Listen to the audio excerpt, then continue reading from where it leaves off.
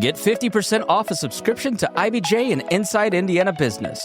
This Cyber Week only, get unlimited digital access and the award-winning IBJ newspaper at half off. Stay ahead with the stories, insights, and trends shaping Indiana business. But hurry, this deal ends December 5th at midnight.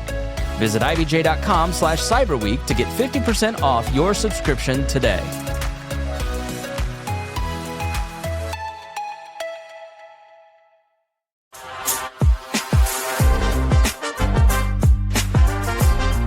Kristen, Dane.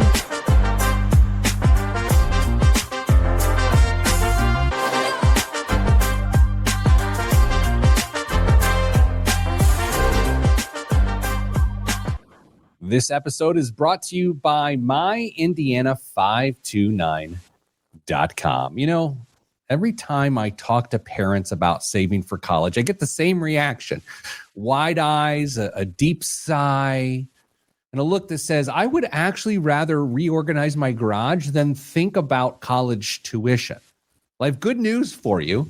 You don't have to choose between losing your weekend to dusty power tools and preparing for your kid's future, because Indiana has already built the easiest tool in the financial universe, and it's called myindiana529.com. It's the state's college savings plan, and it comes with something magical like a unicorn on Christmas, something so magical that it feels like a typographical error. It's a 20% Indiana state tax credit for Indiana tax filers. In other words, it's up to $1,500 back for doing something you should do anyway. You don't need to be an investing wizard. You don't need to understand the stock market. You just need to understand this. The earlier you start, the easier it gets. And future you, they will be glad you did this, because your kid's actually not that good at T-ball. So go to myindiana529.com. That's what I've been doing for 16 years. And when my daughter goes off to college 2 falls from now, I'm going to be glad that I took my own advice. That's myindiana529.com. Hello, friends. Hello, Pete. Hello. I felt like a real ad. Yeah. So much to talk about today. Oh. So much. Let's start with the obvious. Okay. Okay. Since Kristen's had this baby, her hair is amazing. Thank you. Yeah. It's always been good, but it's like shiny. Something's happening. What do we attribute this to? Well, I dyed it, first of all. Can I go full screen? Of course I can. Go ahead. Go ahead.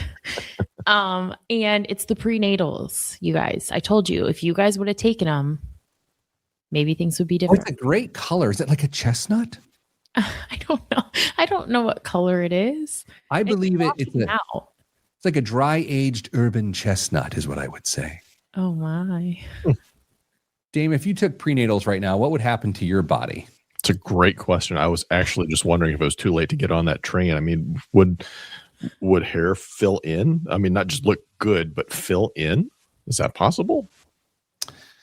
Friends, I was at a thing this Wednesday, and a very nice woman came up to me. She said, Mr. Dunn. And I was immediately thinking, this person clearly does not know me. But in fact, she did know me, because she is a regular listener to this here program. Her name is Casey. And she and I were talking about the show, and she said that her and her husband, Bo, both listen to the show separately and then go home and talk about the show, and they have a good time. And then she went on with a little bit of help from me to admit that she is incredibly glad Kristen is back. And she just didn't want to hurt your feelings? What? Yeah. Oh. Yeah. And the funniest part about this is not only were we talking about, but then she brings up other legends of our show, like Reverend Renfro and all these sorts of things. Like it was really nice. So it was nice to meet Casey and hear about her husband, Bo. And here's the thing. I always love Kristen Love in public. You know what I mean? When people are like, oh, so glad Kristen's on the show. It's always nice to hear. Would it have been really awkward if she would have said, my husband's really glad Kristen's back? That's a good question. Nah, I mean, Kristen, you know, she crosses all genders, the Kristen Elanius. That's what Elanius means in Algonquin, is crosses all genders. Completely forgot. Dame, how is your life? Well, I've got a vehicle that's been in the shop for 2 weeks at this point, so it's been, inconvenient, we'll say. You should have taken it to a car repair shop and not a chocolate shop. Probably, yeah. My car is in the shop is just a terrible phrase because when people hear it, it's such a bummer. Yeah, I mean, you feel like it's a hostage situation at that point because you can't get it back because it's in various parts of disarray, laying around a big metal pole building with lifts and other cars, and you're just kind of waiting on them to finally say, "Hey, go try this out. See if the light comes back on." Yeah, you lost me with the talk of cars. Is this your high performance muscle car that you took in? No, there's snow on the ground, Pete. That doesn't come out until it sees its own shadow next spring. I had a friend in high school who his dad would let him drive the Corvette. And James, I don't know if you know anything about Corvettes, but they are a high-powered rear-wheel drive vehicle. Indeed. And he drove it into the Pike High School parking lot on an icy day. Mm-hmm. It got a little loose and slammed it into a pole. Mm-hmm. Yeah. Fiberglass everywhere. Hello, Jameson. Hello, Andy. Hello, Jen. Everyone. All right, you all. This might be one of those shows. Actually, I was at another event last night. This makes me think about the show we're about to do. Another event last night, and this guy says, hey, I read your stuff and you listen to your podcast. And he said, how do you not lose your mind on people when they say something stupid financially? I thought it was an interesting question because the three of us have been doing this for so long that never even really occurs to me. Does it ever occur to you of like, what a dummy? Like that used to occur to me. I just don't even think that way anymore. No, Kristen and I have talked about this, something very similar. I don't want to guess how many times over the years is like, we feel like sometimes we're just repeating ourselves and saying, giving some of the same advice over and over and over again. But it's clearly because people need to hear it, even though it might seem foundational to people who've been around this for a while. It might be the first time somebody else has heard it. So if you can just continue to reinforce the foundational concepts, and then maybe stretch into some more advanced stuff along the way when the opportunity presents itself, it makes sense. But this is not the first language that people grow up speaking. This is something that's a learned skill. Yeah, Kristen, to that point, the guy basically it was a very nice conversation, very nice guy. It was a really good question, right? But I don't think you and I and Dame, we don't get offended if a person doesn't understand something. Like, why waste time on that? Let's just get them up to speed, you know? Yeah, absolutely not. And if someone's like writing into the show or listening to the show or consuming any other amount of personal finance content in some way, shape, or form, they're likely trying to learn. It's not my job to judge someone who's trying to learn. There are plenty of things that I don't know. It's just that they happen to not know as much as we do about personal finances. Pete, did that guy also claim or state his appreciation for Kristen being back on the show as well? He did, but it was super creepy. Kristen, this is your 7th year now anniversary at your Moneyline, or did I make that number up? Is it 7? I believe it is 7 years. Yes. I can't believe I've known you for 7 years. That's it's a quarter of your life. I was going to say that's nearly a quarter of my life. Yeah, I'm so sad for you that I've been part of your life for 7 years.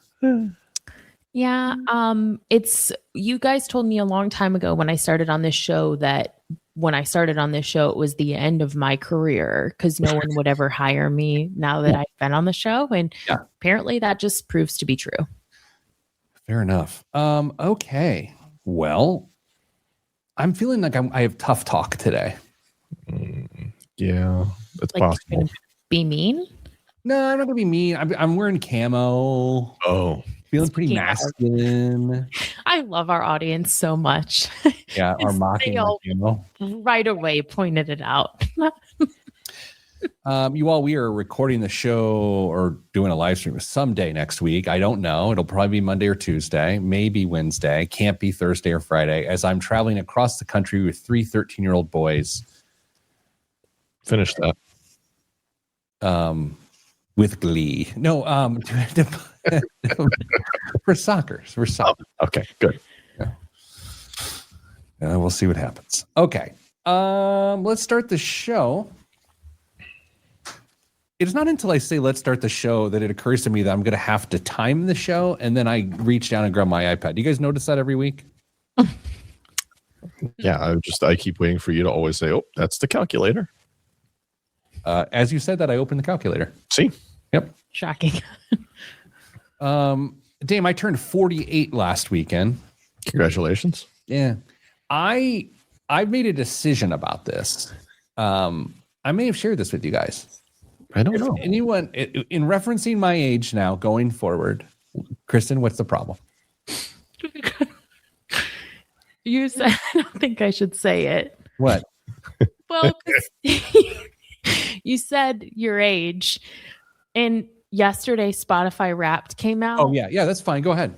And Spotify Wrapped told me that I was 48, and I thought, dang. Yeah.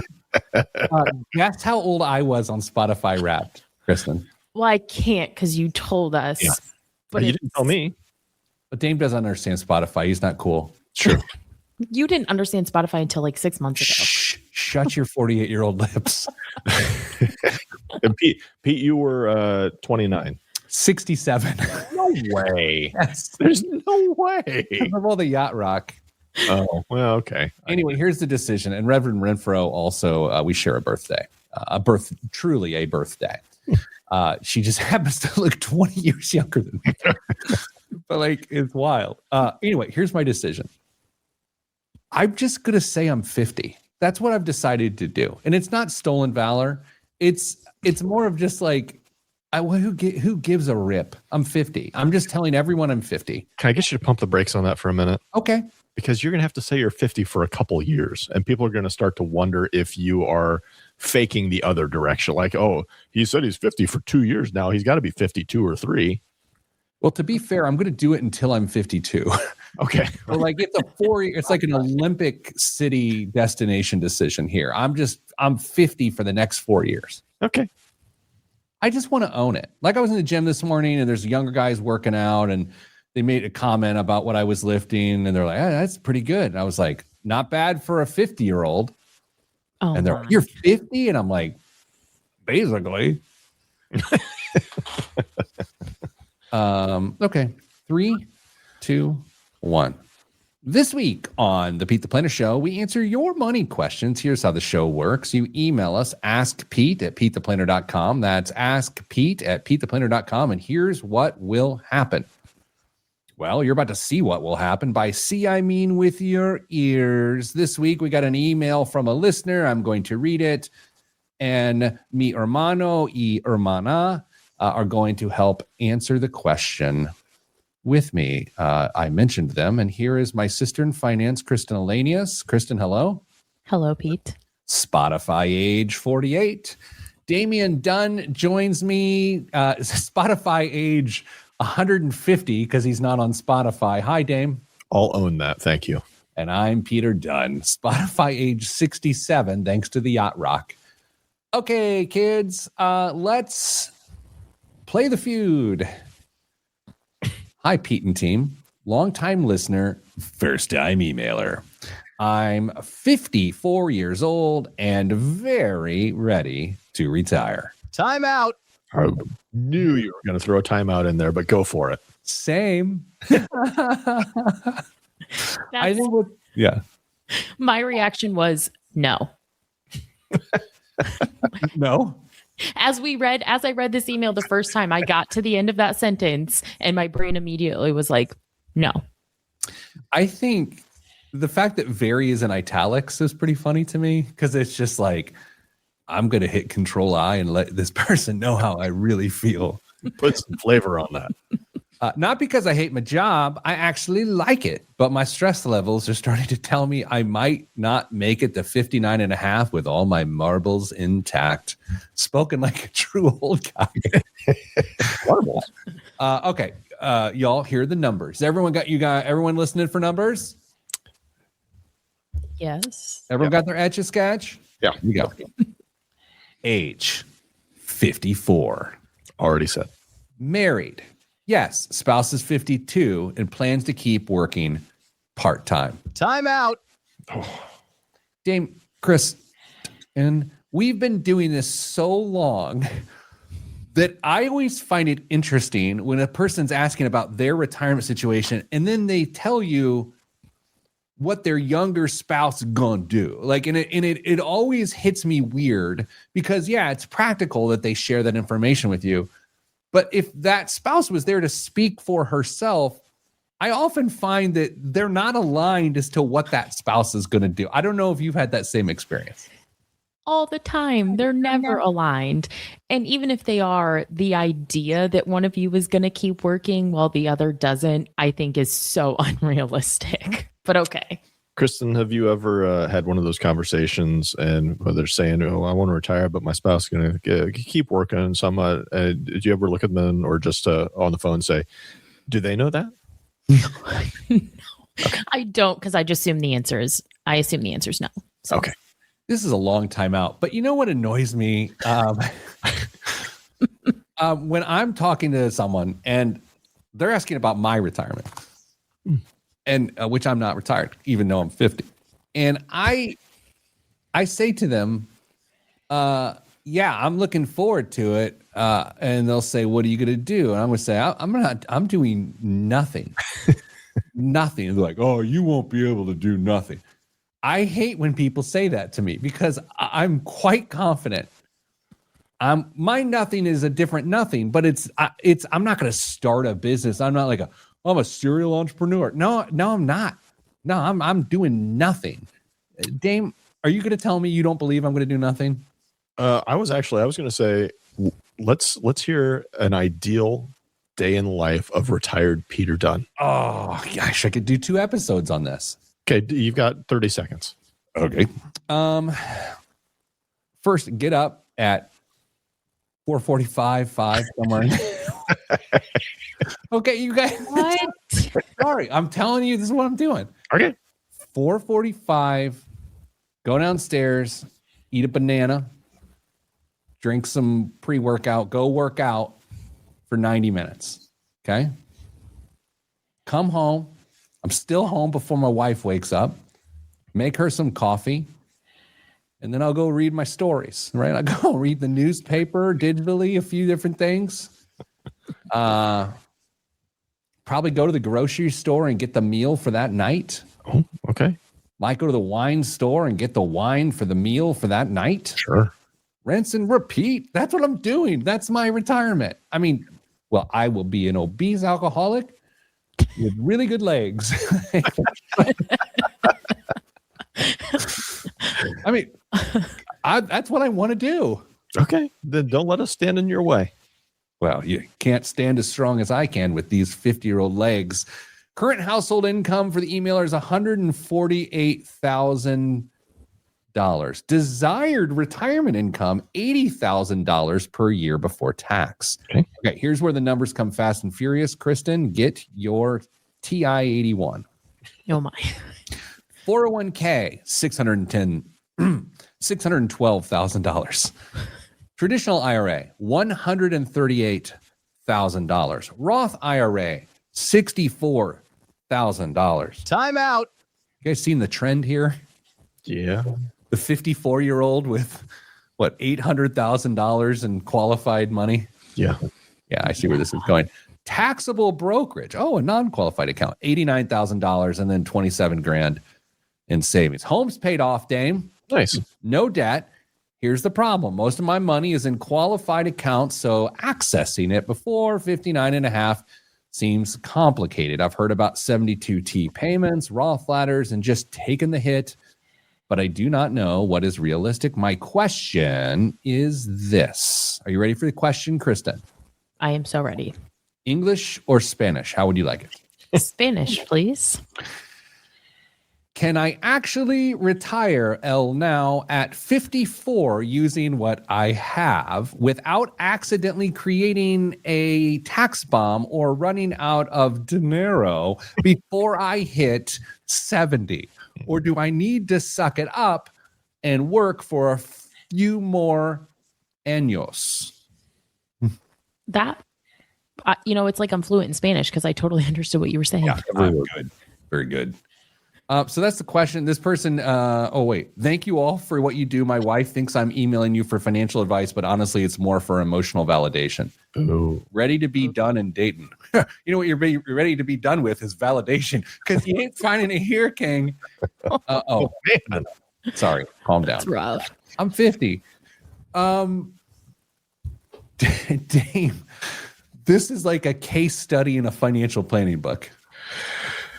Yeah, I mean, it's not going to be a fun one for Dayton to listen to because I mean, there's a really good solution here. Unfortunately, Say it. No, we got all the time in the world, Dame. Kristen, what's your initial takeaway from this as we begin to dig down in the life of Dayton? My initial takeaway is their power percentage has to be bad. Oh. Right?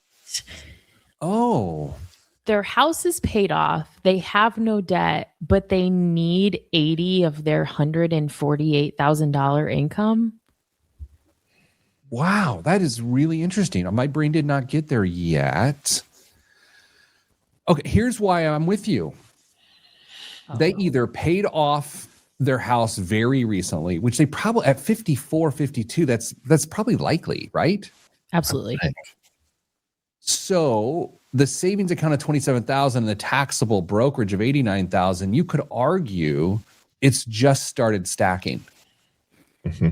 So they could have a power percentage that's decent. It's just fresh to them.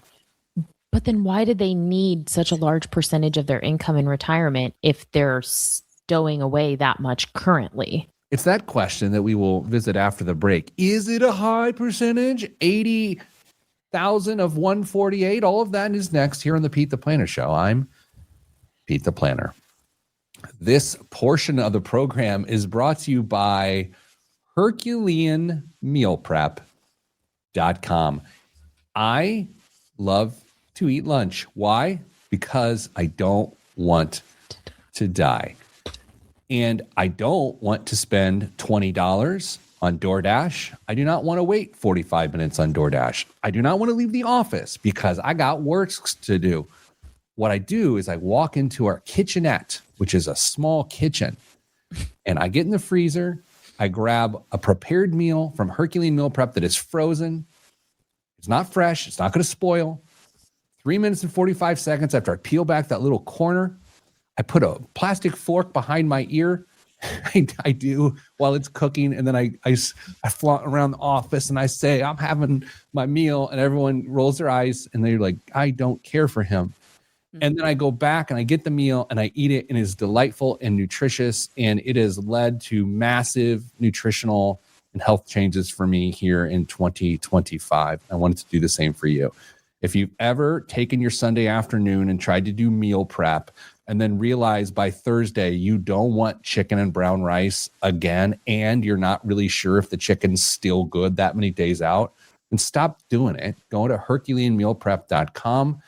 Tell them Pete sent you, and that's the truth. Dame actually went to Herculean this week. I did. There's a location not too far away from me. I was in that part of the neighborhood, and I've been threatening to do it for I don't know how long. And I had some time to kill. Popped in, was just bathed in the glow of the light from the coolers as I walked in, and just started basically saying, I'm going to have one of those and one of those. And I bet that tastes good too. And Pete's talked about that one. I'll probably grab one of those. And so basically I've got a nice little selection in my freezer that I'm planning on sampling today for lunch. The ad is way over here, but we're still talking about this. First off, my ads are really good today. Second of all, I usually buy 16 at a time, Dame. That's where I'm at now. Okay, so I saw the tiered pricing. You're getting a nice little deal there. A little deal. Kristen, next time you're at the office, if you so want, I will let you choose a meal of your choice. And if it's my last buffalo mac and cheese, chicken mac and cheese, you cannot have it. But anything else is fair game. What? Yeah. What a 7-year anniversary gift. Hey, Dame, I want to share something with you. Okay. and I'm going to share it with everyone. Kristen, you're not going to understand it as much as Dame because Dame experienced this with me. Dame, I'm going to be in Phoenix this next week for 5 days with boys. And I'm taking the boys as a special treat to the Fat Ox. Oh, no. Oh, man. Now, hold on. Special treat for who? Well, that's a fair question. Well, let's back up a hair. The Fat Ox is this Italian pasta steakhouse in Scottsdale that, Kristen, you know I like food, is one of my favorite restaurants in the world. Mm-hmm. It is ridiculous. Dame? I don't want to guess how long we posted up there for that evening, but it was worth every minute of it. And so every time I'm back in Scottsdale, I try to go there. And so I'm going. I happen to have 3 13-year-old boys, which combined, they're 39 years old. Mm-hmm. And I'm taking because my son likes good food. And these other 2 chaps, they're gonna.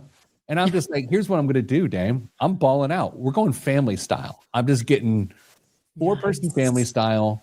And I'm going to introduce these boys to fine Italian cuisine. I hope they appreciate it because it's delicious. I'm excited. Here's the thing I'm nervous about, because this happened the last time I was in New York at another one of my favorite restaurants. They built it up to my family, and we went, and it was a slightly disappointing experience, and now they won't leave me alone about it. And 13-year-old boys are known for being nice and understanding, so. We were at my son's school on Tuesday. Who cares? You ever think about that? You're telling a story and you're trying to pick out what day of the week is. Yeah. You're arguing with yourself, and then the person's like, I don't give a rip what day this was. Yeah. It's Tuesday. We're sitting there. He was inducted into the National Junior Honor Society. Right? Nice. Congratulations. Well, thanks. And so my beautiful life partner turns to me and she says, now you're the only person in our household that's never been part of a National Honor Society. And so what I did next was the ultimate reversal card. When the kids said the pledge to join the Honor Society, they repeated after me. I said it. You did too. I said it. So I'm now in the National Junior Honor Society. Congratulations, Pete. How does it feel? It feels like stolen valor. Like fashion camo, right? Dame, were you a good student? Yeah. I know Kristen was. I'm not even asking. Of course she was. Oh, my son came home the other day. He's like, I got 7 A's or whatever. And I'm like, since first grade? Or he's like, no, right now. And I'm like, I don't think I ever had cumulative lifetime that many A's. Look at you now. Why? How can you see me? I'm wearing fashion camo. True. I just see a floating head. 3, 2, 1. Back on the Pete the Planner show. 54. Kristen, why don't you summarize the email that just came in, just so we can get a feel of what's going on here? Yeah, we have a 54-year-old who thinks that it's time for him to retire, but for his spouse to not retire, despite the fact that he hasn't yet saved enough to retire. Wow, just getting right to it. Goodness gracious. Christmas. We have an hour to fill. Yeah. So Kristen, before the break, was skeptical that they're not saving enough money in the moment right now because her words, which are going to be used against her in the court of law, they want too much of their current income available to them as retirees. And so they want $80,000 a year. They currently make $148,000 a year. Damn, I did the math. I have a calculator here brought to me by Steve Jobs. 54% is what they want. Kristen, that's not that high of a percent. Doesn't seem that unreasonable. No, you're wrong.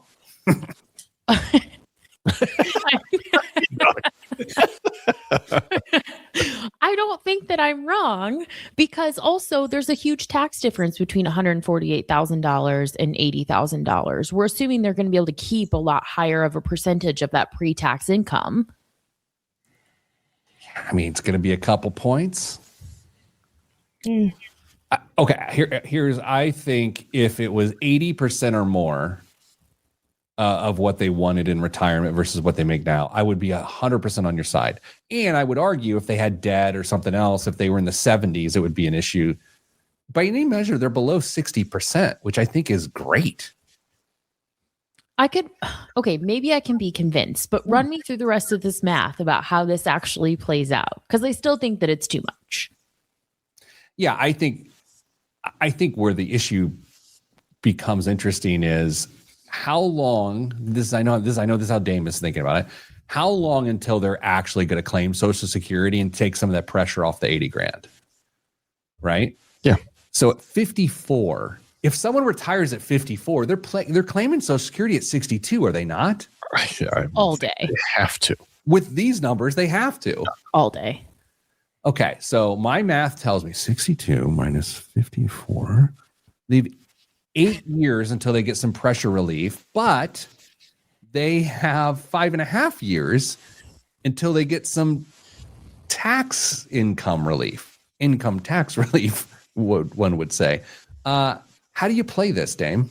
I mean, not only are they going to claim Social Security early, but if he retires at 54, he's going to cut out some really high earning years that are going to boost the rest of that Social Security payment along the way. So that number that he's staring at on his Social Security projection isn't going to come to fruition, because that's based off of you continuing to make roughly what you're making until you retire.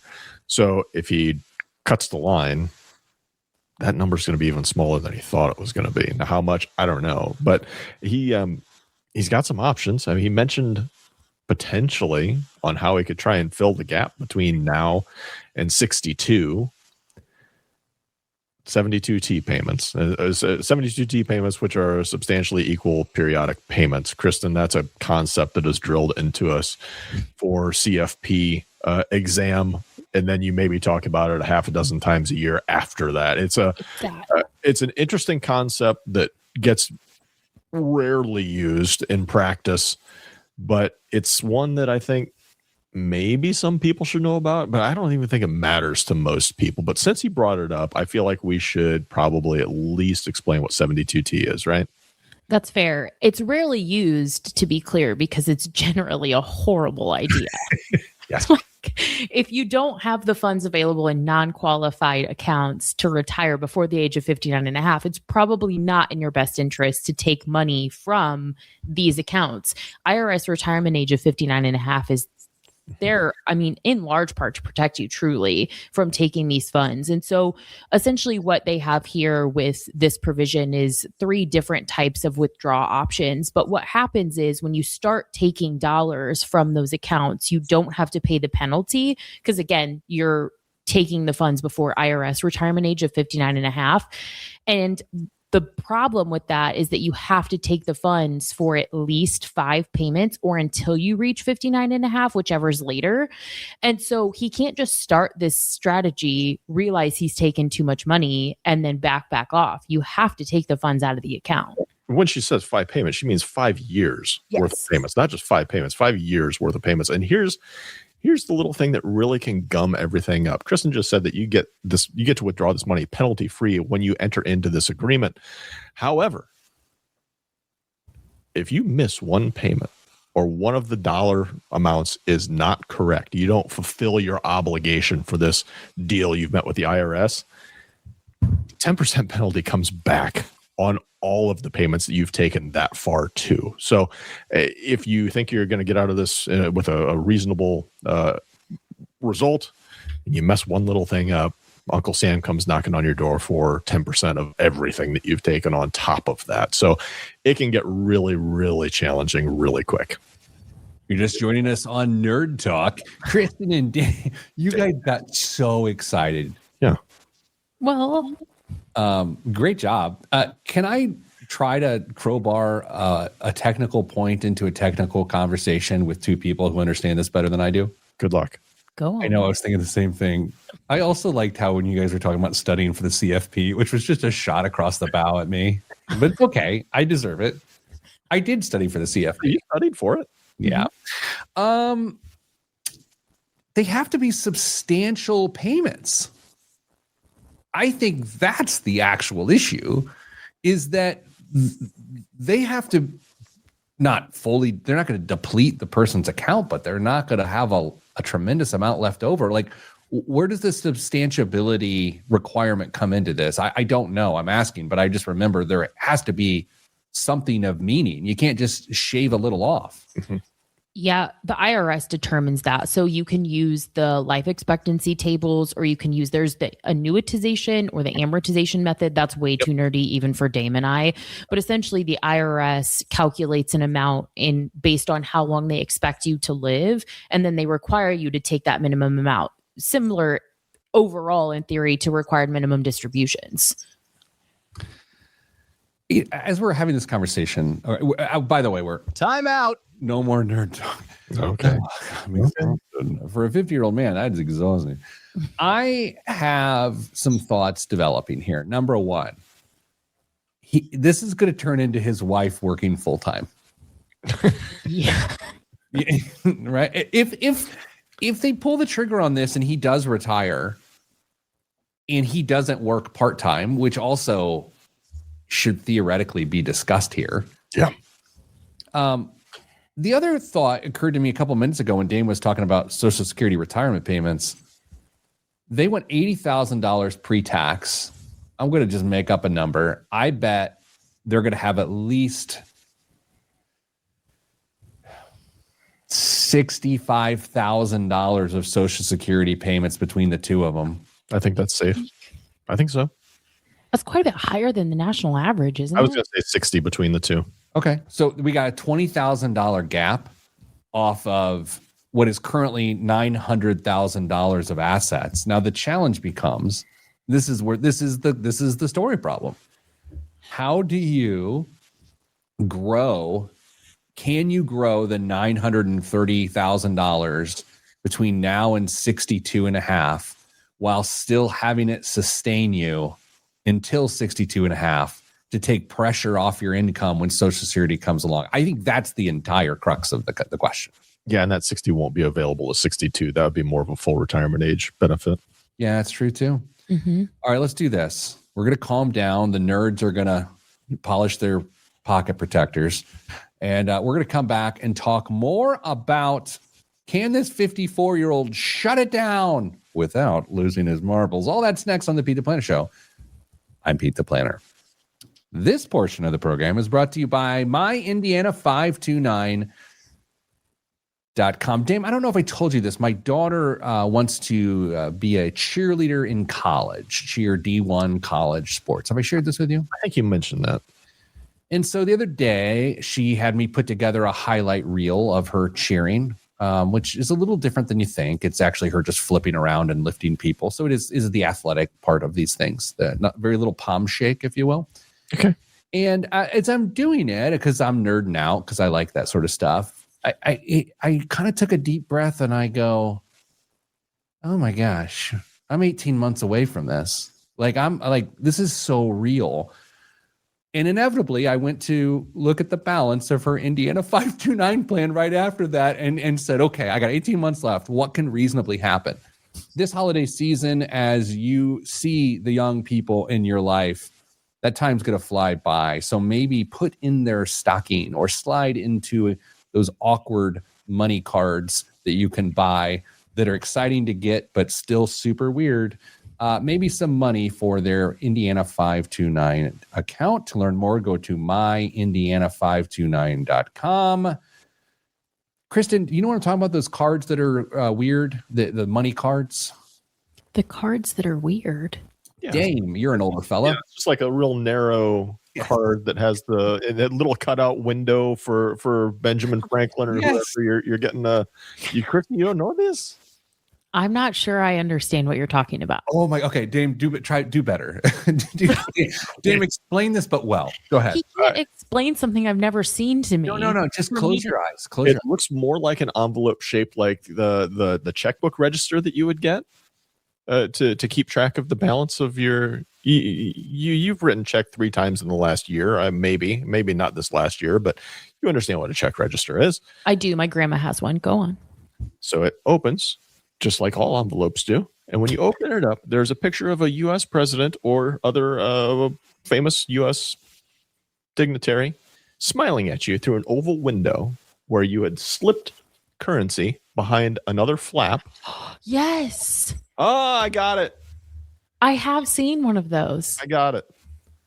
Yep. This is like Pictionary for generations. Generational. That again. That was bad. But Dave, do you remember getting those? And then you know by the shape of the envelope that you're about to get some. I will get one again this year. No, do they exist still? I'll take a picture of it on Christmas Day and send it to you. How do they jam the Werthers into that envelope? It comes in the stocking. Oh boy, Kristen. Is your special friend, your man, listening to this show? Or will his ears catch this show? Absolutely not. Okay, so we can talk about holiday gifts. Oh yes, go on. What do you want for Christmas this year? Oh, that's a great question. And can you answer for you and not for Maggie? I mean, it's like answer for you. I'm gonna help you out here. Okay, that's fair. What I want as I grew your child / I gave birth to your child / it's Christmas and it's my favorite holiday present. Sure. Birth of Jesus. Go ahead. Yeah. Is that I want she was born in October, so I want an eternity band that has opals on it, like little ones. Birthstone, Pete. Yes, for birthstone. Excuse me. That is what I want. Does your friend know this? He does, but he's the worst gift giver in the entire world. I would be better off saying, hey, I need X amount of dollars because this is what I want. And he would be like, that seems fair. And then hand me the cash. Caitlin, you're listening because you're a great listener. Do your sister a favor and mention something to this guy. I've already mentioned it to him. He knows this is what I want. Caitlin reinforced it because he won't do it. We know it. He won't do it on his own. He needs your help. You are the key to Kristen being happy on Christmas morning. Caitlin, if I can say what Dame didn't say, is help him find one of those cards that he can put the cash into. So that I can go buy it. Buy it herself. All right, fair enough.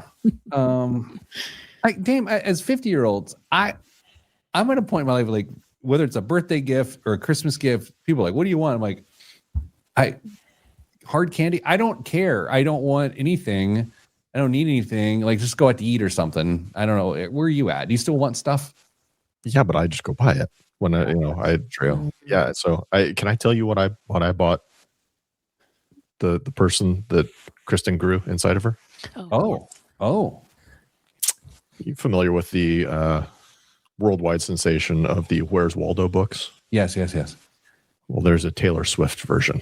Oh my Lord. And so I bought a Taylor Swift version that goes through all of her eras. And then there are other things that you can find inside those things too. So I got it in plenty of time so that her mom and dad can find all the stuff before she starts finding all the stuff. And they can look like geniuses to her.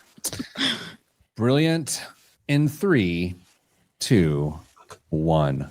Back on the Pete the Planner show. Dame, explain the email and what we're trying to do for the emailer. Are the gloves off at this point? Because I feel like Kristen was pretty rough with the intro last segment.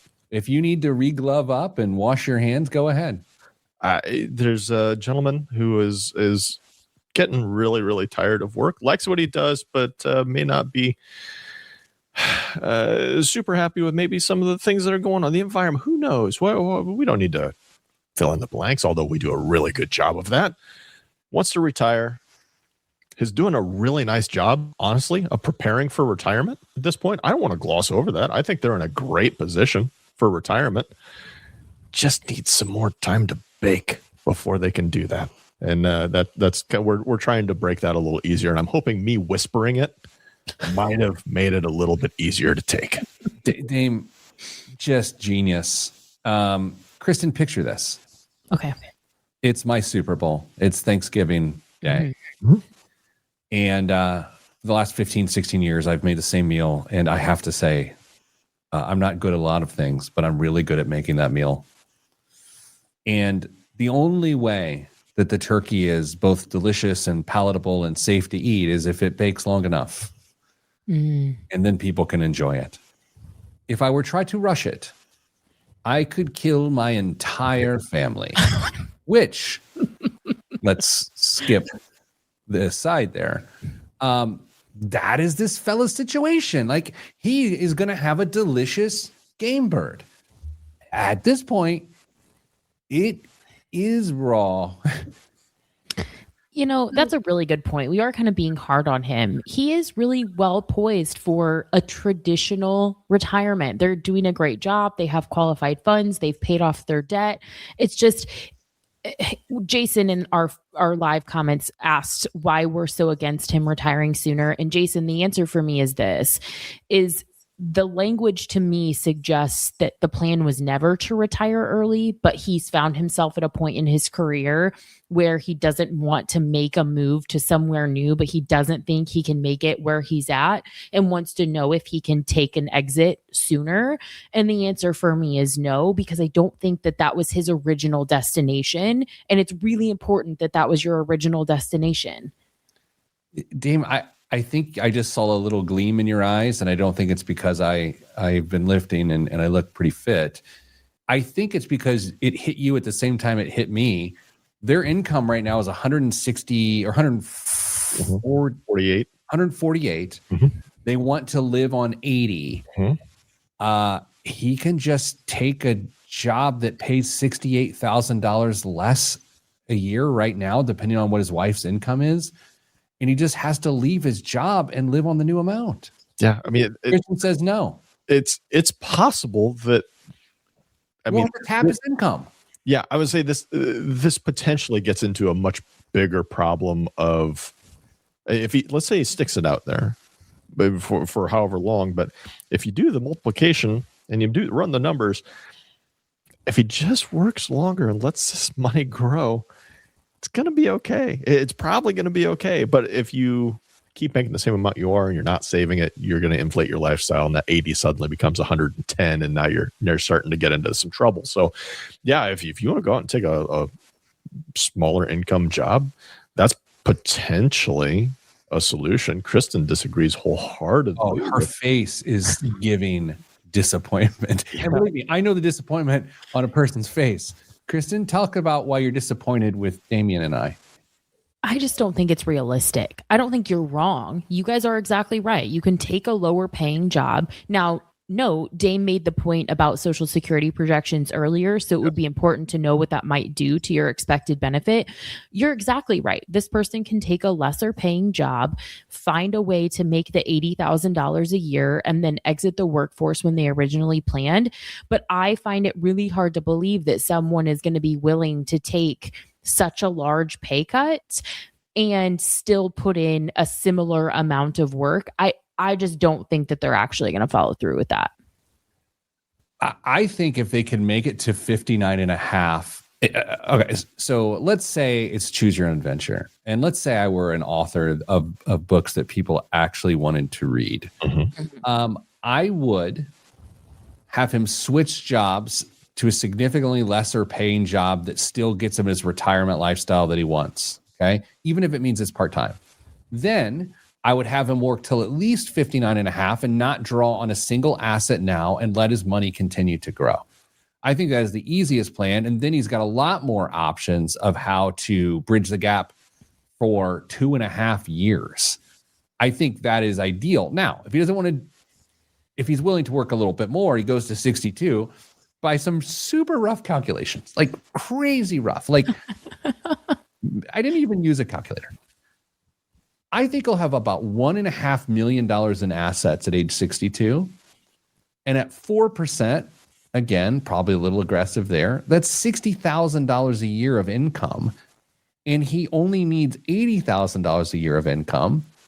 And he's going to have Social Security income of roughly $60,000. So, like, he's going to have an amazing retirement if he retires at the right time. Like, he's not deficient in his planning. He's just currently deficient in his determinedness. I'm wondering if maybe that's part of the challenge. I mean, we all get to spots in our careers where, like, man, this is tough, or I just don't like doing this here anymore, whatever that is.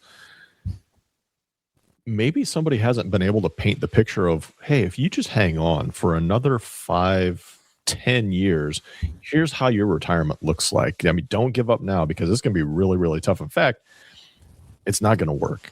If you retire now, you're going to end up working part-time forever if you try and retire now. But if you keep doing what you're doing for another 5 years, here's what things look like. If you do it for 10 years, things are amazing. You're going to be okay. And maybe just a picture hasn't been painted for Dayton yet to where he knows what he's working for and what that retirement's going to look like. Kristen, did you catch that Dame says sometimes we all want to just quit our jobs because we hate it? Did you catch that? I did. I think that that's really telling of how he feels about you and I. Holy cow. I mean, like, right in front of dozens of people. That hurts. My PTO request will be coming in shortly. You guys, we forgot the most challenging part of this entire thing. Go ahead. Whether he knows to buy his wife an oval ring for Christmas. Opal. What'd I say? Oval? Are opals not oval? Don't have to be. Yes, they do. It's the healthcare portion. Oh, yeah. Oh, my gosh. What's wrong with us? Oops.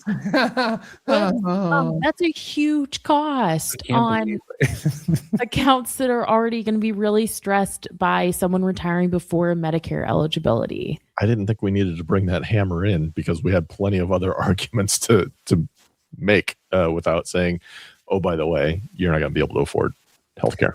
That's fair. By the way. Yeah. I mean, I think if it would have been closer and then we could have gone, but here's the one thing you do need to consider. But it was so far off. Yeah. I think your pep talk, I mean, if the guy emailed us, he's listening. Right. I think your pep talk was a really good one. And I hope he heard it and he hadn't shut the episode off because of the insults that Kristen's been lobbing the entire time. Maybe we can just email him the clip of that pep talk. He can just listen. Do it again. You got 1 minute left. Give him a distilled, quick pep talk. Listen, Dayton, I know things are tough sometimes, and we all want to make changes, but we have to make intelligent decisions. And now, you're just not ready for this. But here's the good news. If you keep doing what you're doing, things are going to turn out great. You're in phenomenal shape to have a retirement that you can be super comfortable in. We've just got to find a way for you to be able to bridge the next 5 to 10 years, and you're going to be able to do whatever you want. In fact, your wife's not even going to have to work part-time unless you want her to, and then she'll work as much as you want. Maybe not. But you're on the right track, just not yet. All right. I want to do mine in 10 seconds. Okay. Hey, man, the dark meat ain't done yet. Let it cook. That's all. Okay, let's take a break. Coming up after the break, biggest waste of money of the week in the news. I'm Pete the Planner.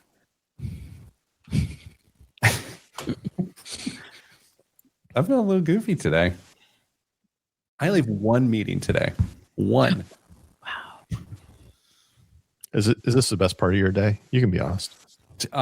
Every day, or do you mean today? Just today.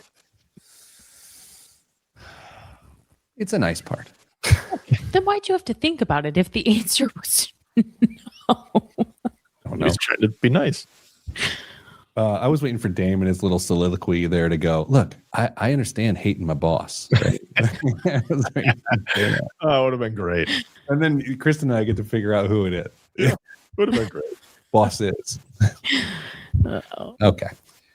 Dame, so random restaurant recommendation. I like to eat.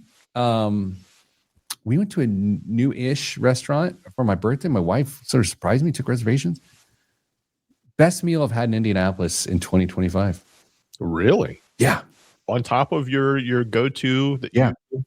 And I, really, yeah. It's called Freeland's. It's in Carmel. It's like a converted, I would call it a converted mansion / converted like farmhouse looking thing. Okay. Those are not the same. Just let me cook. It was perfect. It was snowing outside. It's my birthday. It was just like, it was like I was in a movie and I wasn't the original initial love interest that the person loses interest in. I was like main character energy, and it was just delicious. You looking it up, Dame? Yeah. Well, how would you describe it? Okay, can I put the image of the building up? Yeah, I was going to suggest that you do that. Okay, and then people can tell me how to better describe this place. What kind of food was it? Like gourmet, farm to table ish sort of stuff. Is that what you? Yeah, It looks great. They keep splashing like different video up of different dishes that they're creating, and it's yummy. it was delicious. Okay, so let me share the screen, and Kristen, I'm going to give you a chance to describe what I tried to describe. Okay. The farmhouse mansion. It is a converted home with huge front windows with the pillars that are giving colonial, I believe is what they would be described as, with huge double doors on this big front porch. And the porch is both stories, mind you. Dame, my description was so much better. I mean, what a terrible, terrible explanation of what that looks like. Dame, you give it a shot. Well, you said farmhouse mansion, right? But yeah. I'm just making sure. I don't want to duplicate what's already clearly the better explanation here. That's fair. It's almost giving me plantation vibes. Oh, Lord. If you guys lived locally, I could have told you it's the Linwood Stables house painted white, but you don't live where I live. That would have been a perfect explanation. You don't mean the tens of thousands of people listening to this don't live in Bremen? Is that what you're suggesting? First of all, it's not in Bremen. And second of all, it's on a highway. Lots of people know in north central Indiana what Linwood Stables is. Is it on 31? 331. Yeah. So that's what I meant. Yeah. I think I know exactly which one you're talking about. You do. It's a big horse farm. Yeah. By the way, this is also on 31. Oh, yeah. Different 31. Different. Yeah. It was 331. Don't worry about it. Why don't I worry about it? Okay. Are we ready to do this? I'd just like to point out the comments are agreeing with me. Whatever. In 3, 2, 1. This week's biggest waste of money of the week, right here on the Pete the Planner show, is the Casio limited edition gold ring watch. No. There are small watches, and then there's the Casio limited edition gold ring watch made from gold finished stainless steel. It's made to be worn on a finger. Yet, despite its diminutive size, it packs in quite a bit of functionality, including hour, minute, and second readouts, calendar date, dual time zones, and stopwatch capabilities displayed on a 7-segment LCD with a flash function that emits light at certain times. With an inner diameter of 20 millimeters, it's a size 10.5 millimeter ring out of the box, but comes with spacers to accommodate smaller fingers. Dane, what is your ring size? I have no idea. I'm an 10.5 or an 11, and I only know that because of our 25th anniversary last year. I got a rubber ring.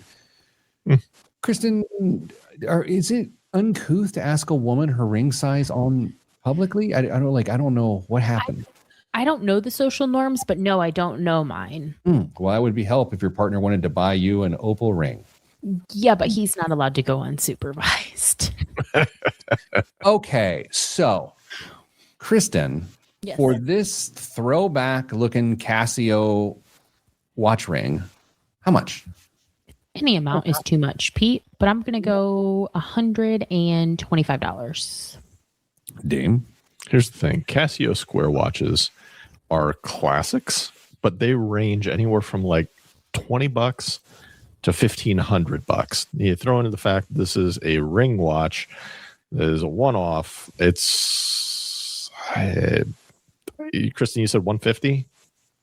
You said 125. 125? You're probably really close, but I'll say $90. $155. Kristen, didn't it feel like Dame was setting up to cheat again right there? Like he did last week, like knowing the price? Yeah, and that's so sad, Dame, that we have to question your It's intent. gross. Yeah, It's very sad. indeed. Oh, what's in the news? Just watch me drag my feet to get to the news now because I feel offended. Hold on. I'll get to it. Snowflake. Oh, we ready? Okay. Oh, I was born ready, like Lance Stevenson. Let's go. Job market just hit a speed bump. New data from ADP shows the U.S. private sector lost 32,000 jobs in November after adding jobs the month before. That caught economists completely off guard. Not sure I agree with that statement.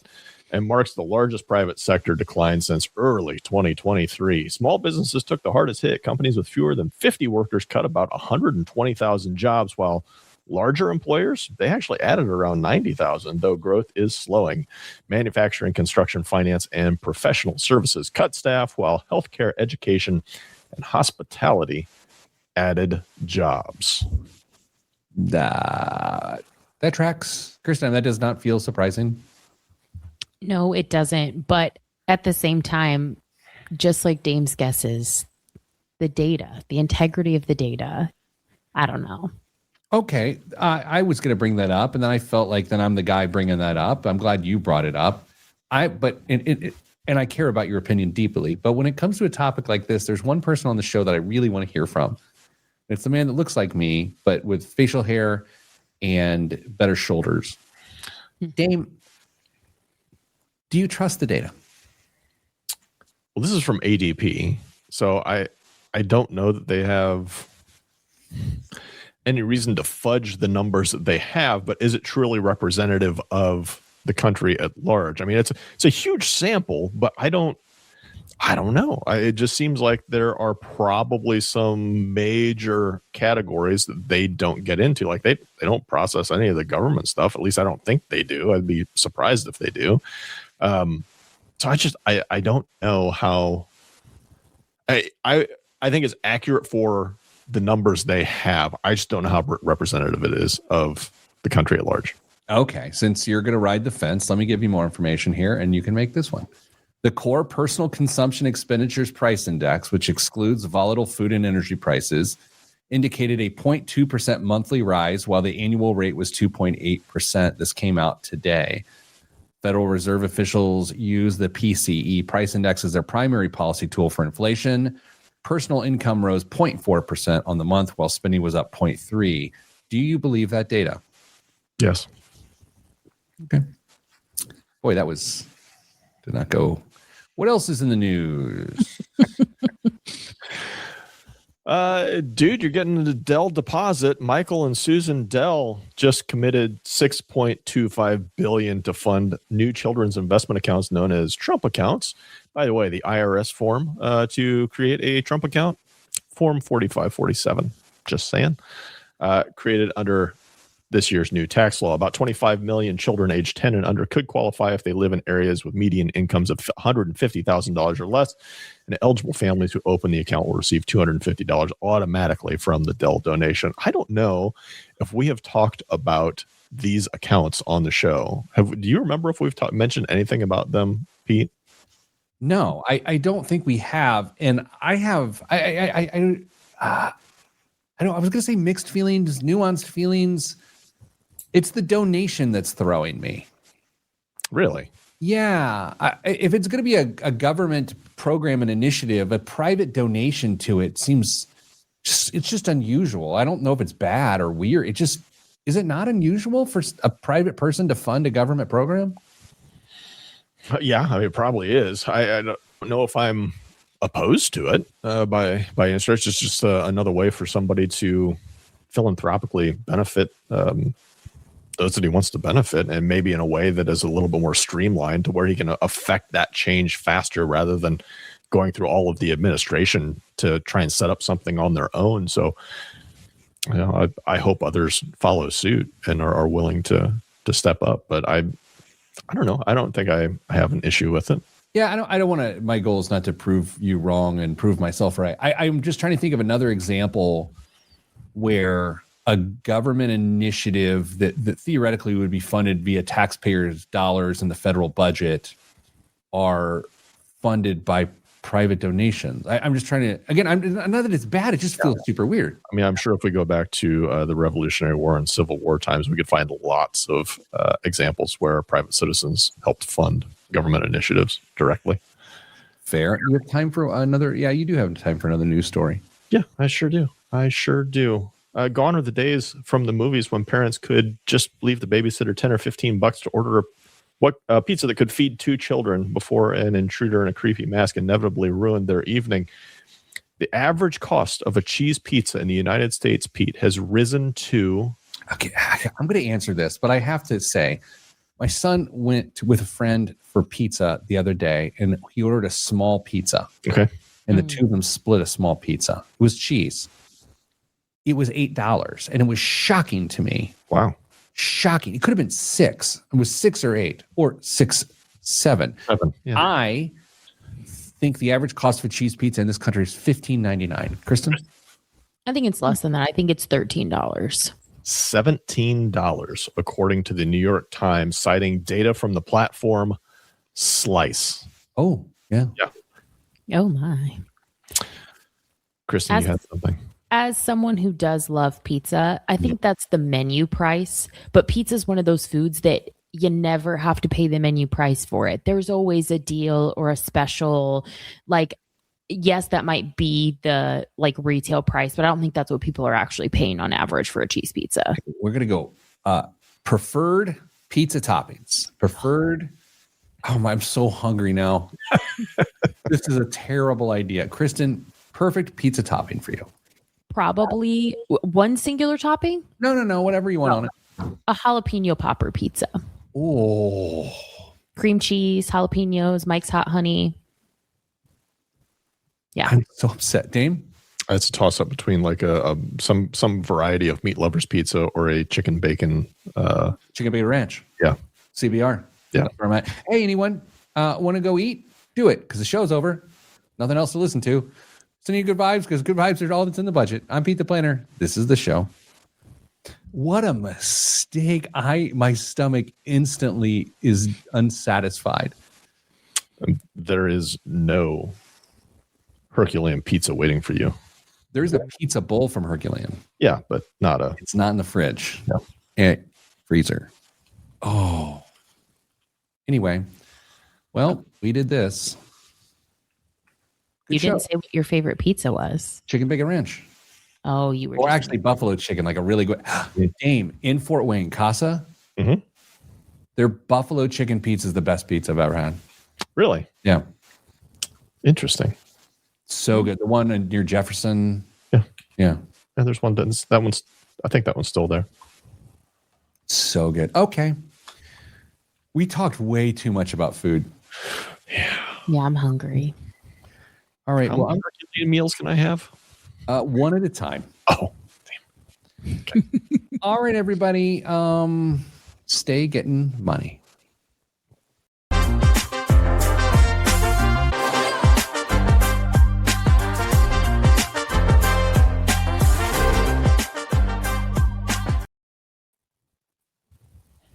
From broadcast to podcast, Inside Indiana Business with Gary Dick is now available anytime on YouTube or in your podcast feed. Subscribe and listen wherever you get your podcast or at ibjpodcast.com. On the go? So are we. Get the IBJ Media app, your all-in-one news source for Indiana business news. Get breaking news alerts, read every story from IBJ, Inside Indiana Business, and the Indiana Lawyer, and listen to your favorite podcasts all in one place. Big news, small screen. Search IBJ Media and download the app today.